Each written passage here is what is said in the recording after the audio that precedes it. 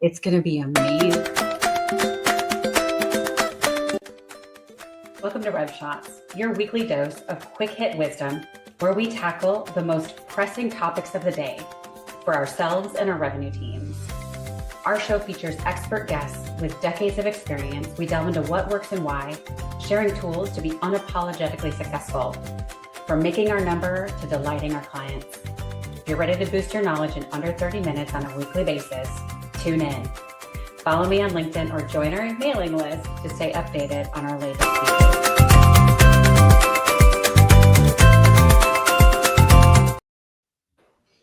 Good morning, everybody. It is a beautiful day, and we are here for Rev Shots, episode number 50. I wish I could fly some confetti for you, Roderick. Thank you for joining us today. How are you today? Fantabulous. Thanks for having me, Dion. I appreciate it. I love that word, Roderick. I say that too.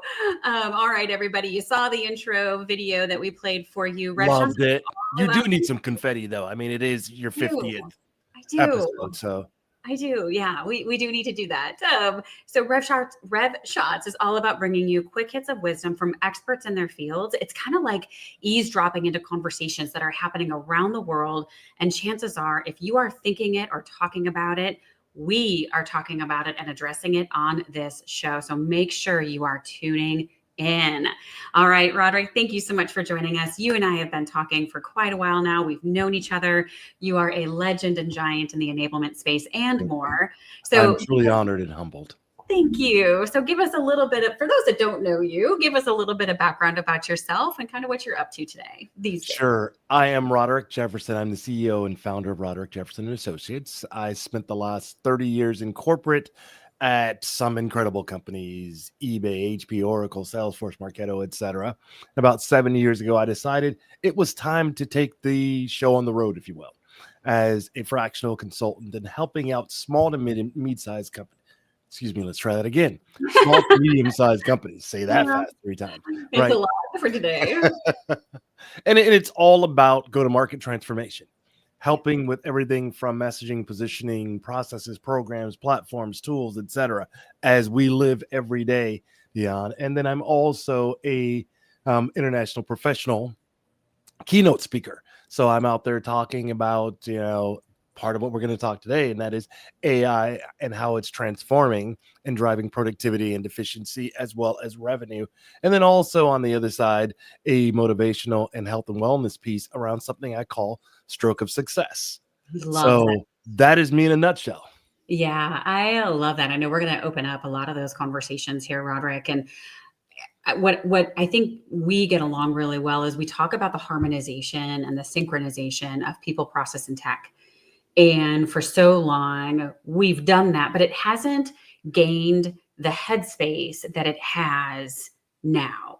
And Absolutely. So that's where a lot of the Revenue by Design events were all about, all about that H to H, the human to human. I didn't coin that. It's out there, human to human, digital transformation done right. Because sometimes it's really easy, not sometimes, I'm going to say always, 99.99999% of the time, it is so easy to focus on what we can touch, especially in corporate America, right? We're missing most of our senses. All we have is see and hear. And so when we build something, we can't tangibly touch a workflow. And so it's easy to focus on that and really hard to focus on adoption and implementation because it requires people and behavior and mindset, which we can't touch. Absolutely. Yeah. So we're going to turn that over. I'm going to ask you the same question we ask every guest that comes on Rev Shots. What is the one topic you're hearing right now? Theme. And what are people doing about it to address it successfully? Great question, first of all. And I think the theme that I'm hearing the most out there is the fear around where AI is going and how do we make sure that we don't lose the human touch in that? Yeah. Yeah. Right. Because so many things are being driven towards AI, and which I think is wonderful. Right. But sure. At the same time, people still buy from people. Yep. We'll still want to have conversations with people, not as much. Let's keep that real. At the same time, I don't believe that AI is going to take away all jobs. Actually, I think it's actually going to create some. I think it's going to take away jobs from people that don't embrace AI and understand how to leverage it and execute with it. Yep. Yep. So that's really interesting. And I agree with you. The analogy I give folks all the time is a couple of things. One, I'm always a framework person. And so, okay, fear stands for false expectations appearing real. Absolutely. And so we don't want to make decisions based upon fear. And then I always think about, look around you. Look at the street light. I can see it from my window right here. Mm-hmm. Did the lamplighters back in the day who had to go around and light one lamp at a time have fear when electricity was invented? And think about all the jobs that are now created to keep our electric grid going. Mm-hmm. Right. And so I think sometimes we need that perspective of just because AI is here. First, it's not new. It's been around for a while. Absolutely. So that's cool. But it's also, let's not be afraid of it.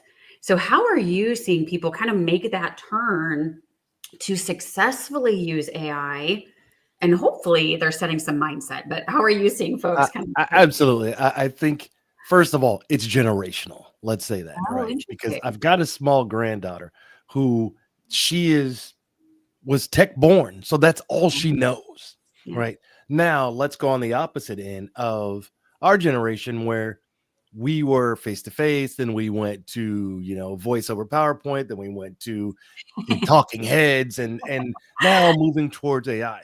Yeah. And so what I want to say to that generation first before we jump into that, Dion, is don't be afraid to do new things and learn new things. The last thing you want to do is become a dinosaur. Right. And so what I'm seeing at that generation is they're starting small with things like ChatGPT. Yep. And since it happens to be the buzz and has been for a while, it's something that they've figured they can go and dabble and kind of, tiptoe and stick your toe in the water, if you will. Sure. If that's what it takes, start small. No one says you have to go out and create a whole new fill in the blank. But at the same time, don't think that ChatGPT, first of all, is true AI, and it's the only AI out there. Right. And so what I'm seeing is folks are now looking into either consultants or courses, etc., where they can now start to progress their level of understanding at it, right? And with that understanding, the intensity of fear brings down. You realize that, and you start to see that AI I treat the same way that I use PowerPoint, Excel, and Word. It is a tool. It's a productivity tool. And just like with AI, you get out of it what you put into it. So take some time to really learn it. And you know what? Play with it. You can't break anything. You can't really mess up with it, right? So go out there and then find a circle of folks, and dare I say it, that are younger than us, that know how to use this and leverage from them. And then you take your experience and your tenure, and that's that human to human piece that you were talking about. And you're teaching them the human side of this while they're teaching you the technology piece. Yeah, Roderick, that's really interesting. And I agree with you. And yes, I think it's generational. I think generational. It's funny though, I was talking with another lady and her grandmother has the Find Her Family, the whole Find Your Family, like Find My Phone app, right? And so it's so funny because she tracks, this lady's grandmother tracks her. And so when she's home and she's like, okay, I know you're home, and sends a text, right? And so I think it's one of those things where, to your point, is for those of us that are embracing change, embrace change in whatever way, shape, fashion it looks like. And what else I hear you saying is, again, harmonize all the different experience that's out there. And our daughter's 15. And with all the glory that comes with a 15-year-old daughter. Oh, I can't say I missed that phase. And so when we talk, I go, listen, I know you're smart. Let's take your 15 years of experience and my however many years of experience. Fill in the blank.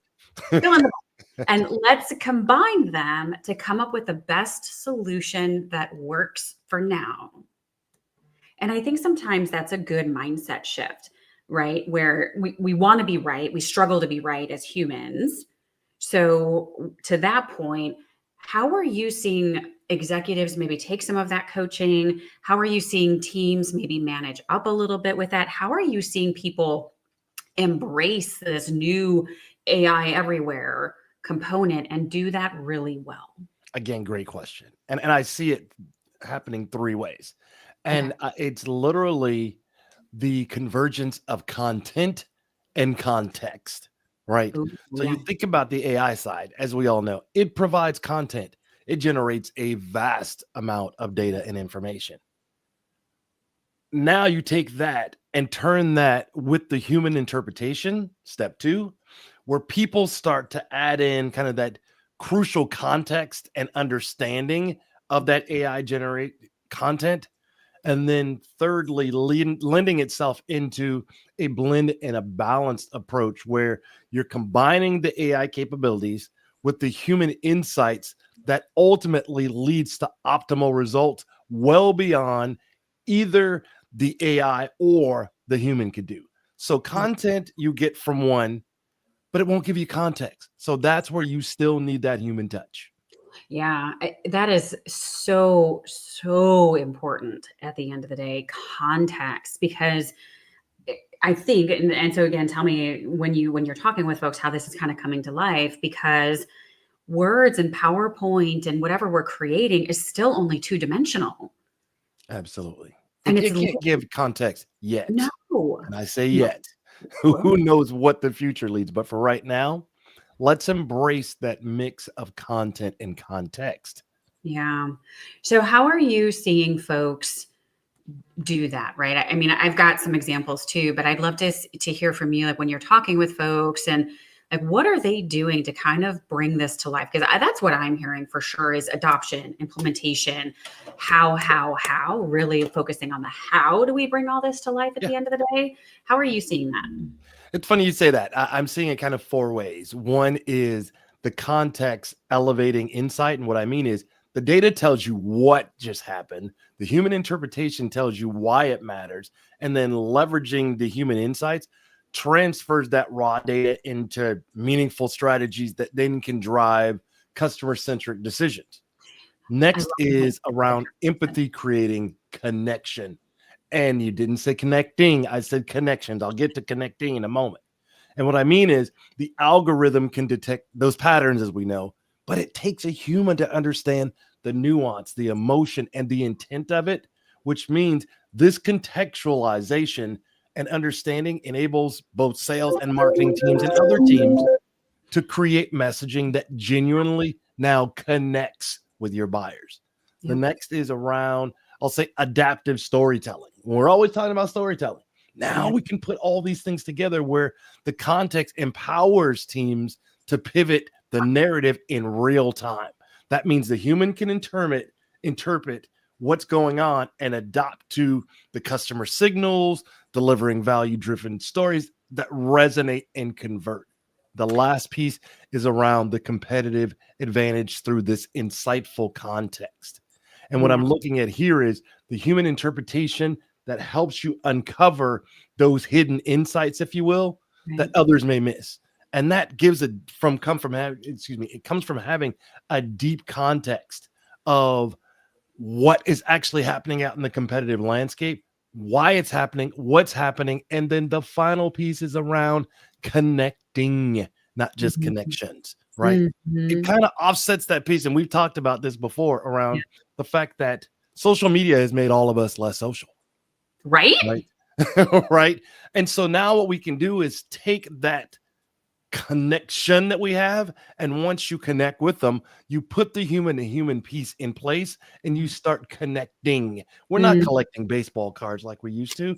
right. If you can say, oh, I've got 30,000 people, how many of those people know you and that you know? Otherwise you've got connections, not connecting.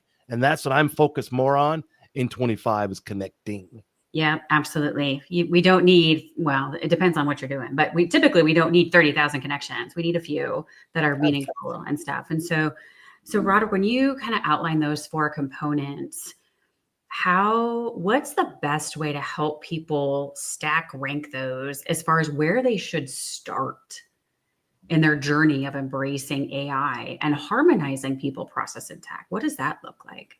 I wish I had a blanket statement that could say, go do 1, 2, and 3. 100%. Yeah. But I don't. And I'm transparent. What I do have is always start with 2 things. One, where is your company at in the maturation cycle? Right? Because everything that everyone else in your network, your tribe, etc., is doing may not work for your company. You may not be prepared for it. You may not need it. You may not even be able to execute on it. Right? So everything that's shiny doesn't require that you go test it and try it. Right? Learn from others and then figure out what works for your company. The next piece is always assume best intent. And I Yes. think just by doing that changes the approach and the mindset right away. And then the third piece is, and I laugh Oh no, there's because a chuckle. so often this is the biggest stumbling block. Don't be afraid to say these 3 words. I don't know. Right. There's an enormous amount of credibility in saying I don't know. To me, I think it's probably the biggest 3 words behind I love you.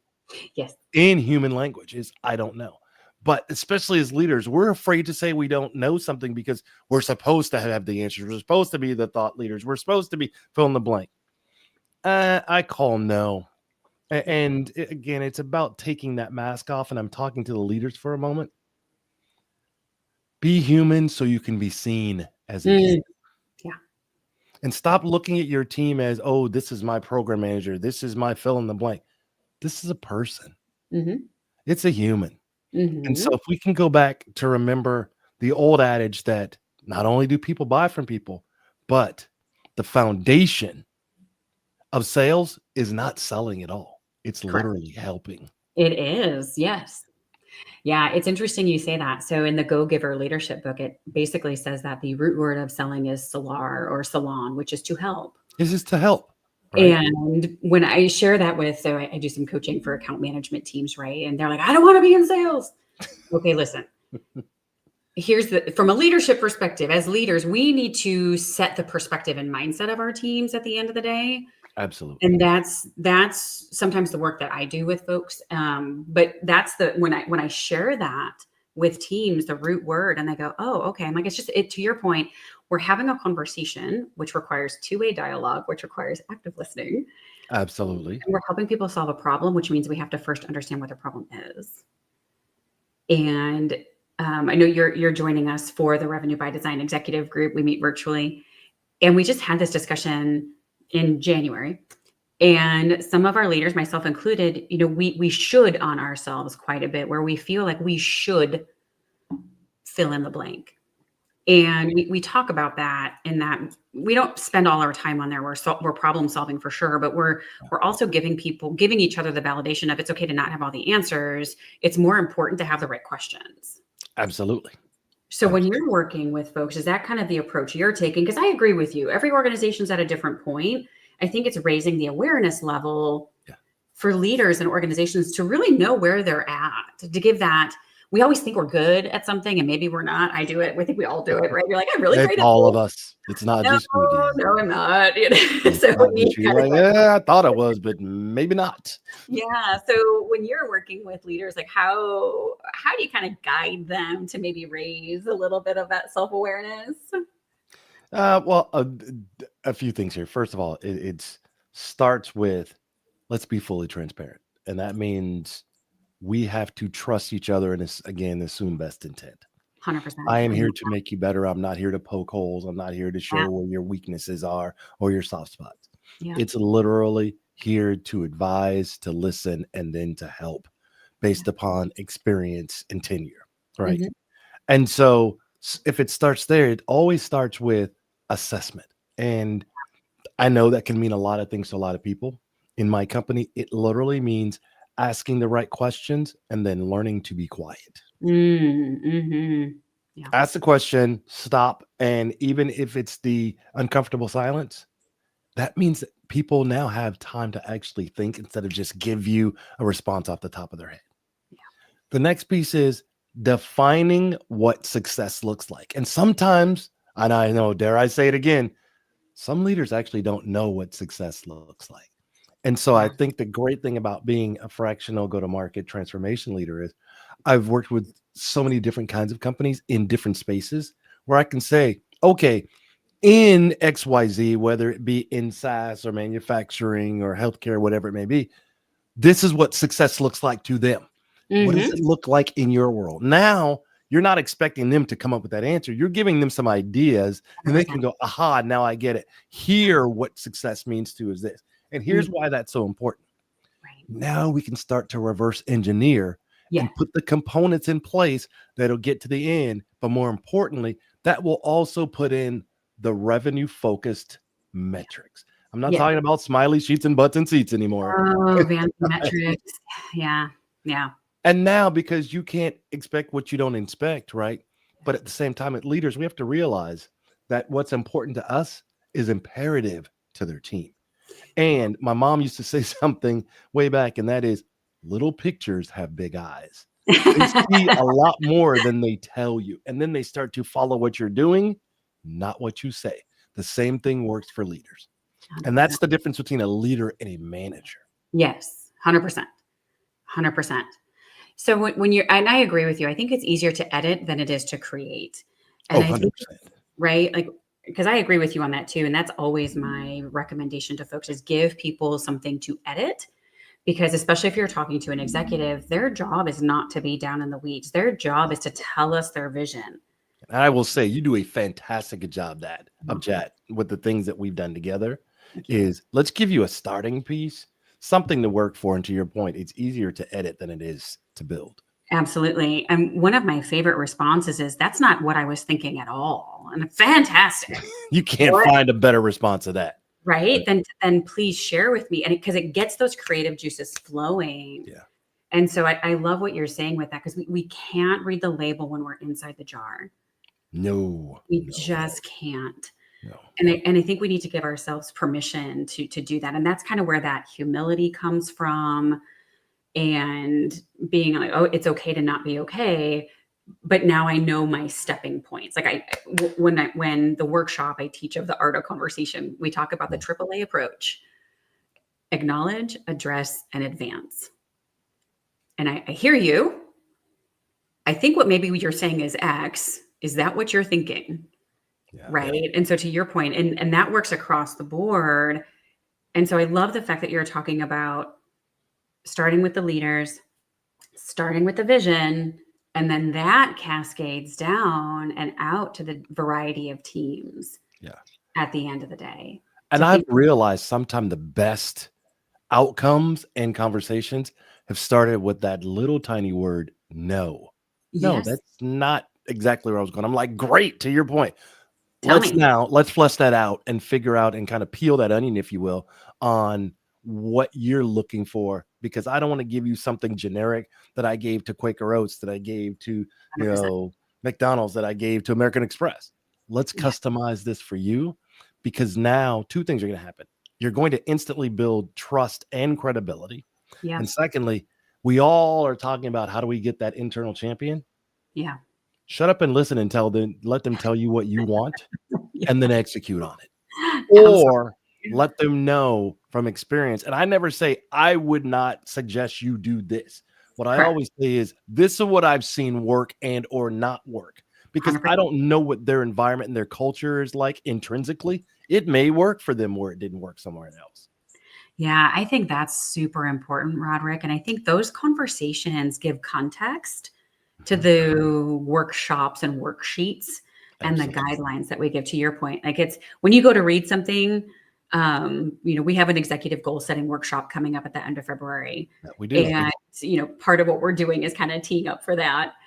But what we want is people to look at those executive goal setting worksheets and the workbook and read it and think about it from the lens of their business and their teams, because that's what we do. Like, I can't listen to audiobooks Because when I read in my own language, in my own head, my own voice. So it It's throws funny, me I'm for the opposite. I listen because I hear it in that person's voice, and as someone yeah. that's written a book, I've had time and time again someone say they've read my book, and then they've listened to my book, and they literally hear my voice Yes. reading the book to them. So it becomes a conversation, not a presentation from me. Oh my gosh, that's so funny. I am the exact opposite. I have a hard See, time with it. nothing is always, right? It's What works not. for one does not work for another.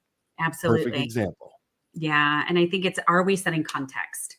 And Yes. so a lot of times, to your point, one of the things that I do with folks is I'll put together I call it the "you are here" dot, and I'll create one doc or one deck or one sheet or whatever the one is. I'm like, this is our "you are here" dot. This is our single source of Mhm. truth. That's your North Every Star. That's where we right. start. Yeah. And then I'll create a loom, like a very short, less than 3-minute loom video to give Which context. you are the loom queen, by the way. I have never met anyone.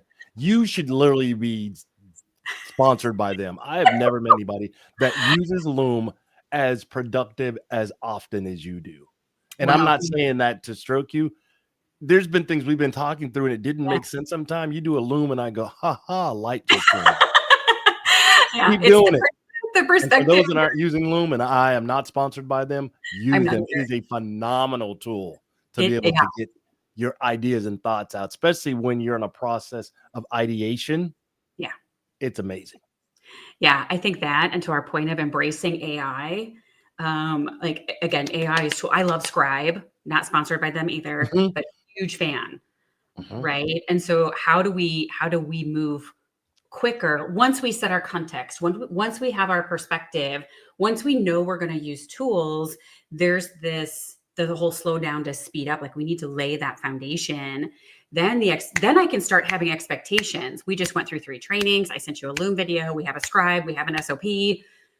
What's the breakdown? Absolutely. Right. So yeah, just some context for everybody. So gosh, everybody's hearing all the bells and whistles today between Slack and phone and everything else. Of Seems to course. be a very busy morning on today. Absolutely. Um, so I love what you're saying, Roderick. You know, talking about AI, embracing AI, taking that step back first and foremost is, are we ready for this? Yes. Because organizations are pouring resources into AI tools and tools in general without the adoption and implementation plan, which is predicated upon whether or not we're ready. Buying shelfware, You even virtual shelfware, virtual digital shelfware. shelfware. There's a lot of money going out the door, and Absolutely. it's crazy right now, right? So the CFOs that are looking at that and cutting it, God bless you. Absolutely. So, Roderick, parting thoughts and where people can find you. Can I say one thing to the leaders before I give my social piece, if that would be Yeah, okay? We've absolutely. talked a lot about AI. I want to talk about the human interpretation and human touch just for a quick second. Yeah. It's a 3-part question that I ask that I start every one of my team meetings, my one-on-ones with. And it starts this way. Do you want me to listen? Do you want me to fix? Or do you want me to coach? Yeah. And here's why. It does 2 things. One, we're natural fixers as leaders. Most of the time, that's actually not what's needed, right? And so it gives us an opportunity to have the other person tell me what set of ears to put on it. The Mhm. other thing that it does is it tells them that this time with you is all about you Mhm. and that human to human connection. So Yeah. try it in your next meeting. Do you want Mhm. me to listen? Do you want me to coach? Or do you want me to fix? And it's Ab amazing how that will level set and change the tone of the entire conversation. absolutely, and it gives our people the permission, and sometimes we need that, and they need that, Absolutely. right? And And also, it stops leaders from doing things the way you've always done it. yes, and quite frankly, doing more work than anybody is asking you to do. So for Because people who now are you got to fix and then go back and have them tell you, go, I just really wanted you to listen. And you're like, like, oh, "Okay, my bad. Sorry. yeah, sorry." Yeah, I hear ya. Where can people find you, Roderick? I always say, if you can't find me on social, you're not really looking. Let's see. On LinkedIn at Roderick Jefferson, on Instagram and threads at Roderick_J_associates, Nice. at the website at RoderickJefferson.com, on YouTube at Roderick Jefferson and Associates. And I'll give you all that information, Dion. That's yeah. Absolutely. We'll repost that, everybody, here on the LinkedIn post, and absolutely get a hold of Roderick. You can take a look at his website. Thank you, everybody, for joining. Roderick is also going to be joining us for a Workout Wednesday to be scheduled in the near future. Again, same format. And he's going to be sharing some tactical examples, screen sharing assessments, things of that nature. We have yet to develop what that's going to look like, but giving everybody some of those tangible tools for yourself as you're exiting your SKOs or even heading into SKO or your growth kickoff, whatever you're calling it right now. But making sure you've got the right infrastructure and tools to add velocity to your revenue cycles. All right, everybody, thanks for tuning in. We're so happy to have you join us today. And we look forward to talking with you again next week for Workout Wednesday and next week's Rev Shots, everybody. Make it a great day and upcoming weekend. Thanks, Roderick. Thanks so much, Dion. I appreciate it.